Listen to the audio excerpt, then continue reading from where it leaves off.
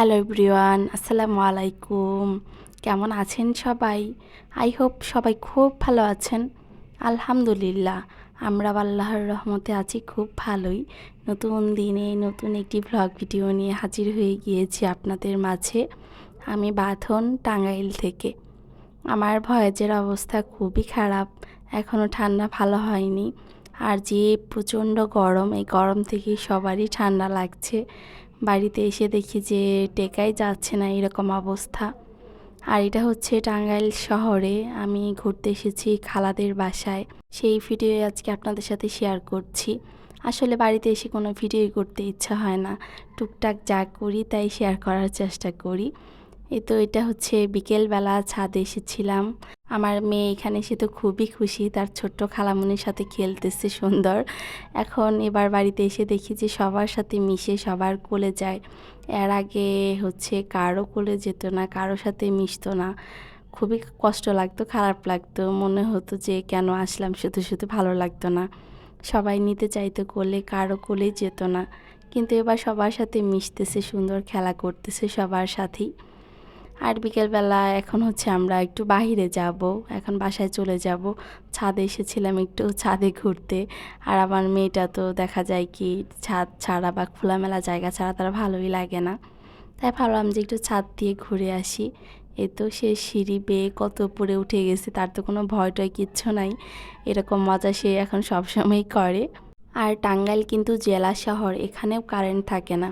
সারাদিনে মনে হয় 4-5 বার যাই, 1 ঘন্টা 2 ঘন্টা হয়ে যায়, আসার কোনো নামই নেই, এরকম অনেক সমস্যা করে। আর যে গরম, কারেন্ট ছাড়া তো থাকাই যায় না। বাড়িতে তো একদমই থাকে না, শহরেই থাকে না, বাড়িতে আর কি থাকবে। তো আমার মেয়েটা খুবই মজা করছিল। আমরা একটু পরে হচ্ছে একটু বাহিরে যাব ঘুরতে। বাড়িতে আসার কারণে ইউটিউবে ওইভাবে টাইম দিতে পারছি না। ভিডিও এডিটিং, ভিডিও ভয়েস দেওয়া, এগুলো ওইভাবে করা হচ্ছে না, খুবই কষ্ট হয় ভিডিওতে ভয়েস দিতে গেলে। এই সাউন্ড ওই সাউন্ড, আসলে খুবই কষ্ট হয়। এই কারণে ওইভাবে ভিডিও করা হচ্ছে না, ভিডিওতে ভয়েস দেওয়া হচ্ছে না। আবার ইউটিউবে হচ্ছে টাইম ওইভাবে দিতে পারছি না।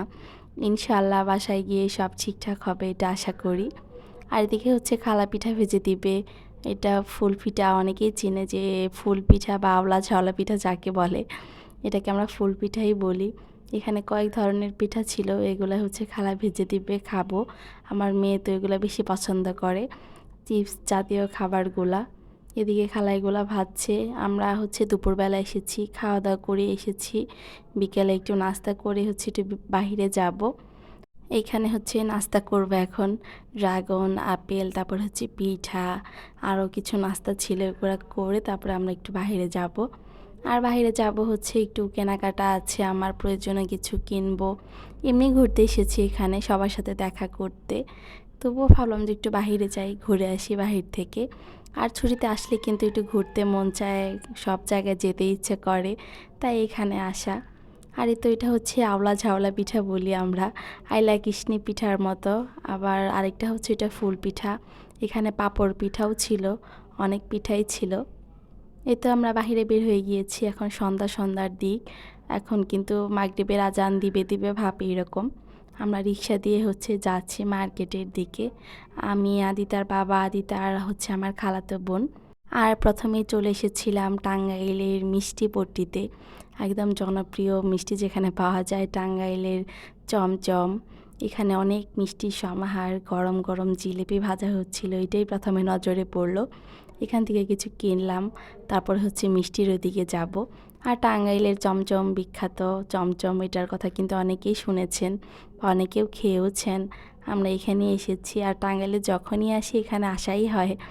এখানে এসে হচ্ছে বসে মিষ্টি খেয়ে যায় আর নিয়ে যাই। এখানে জিলেপি কেনা শেষ, তারপরে চলে এসেছি তো মিষ্টির দিকে। কত বড় মিষ্টি, চমচম বিখ্যাত চমচম।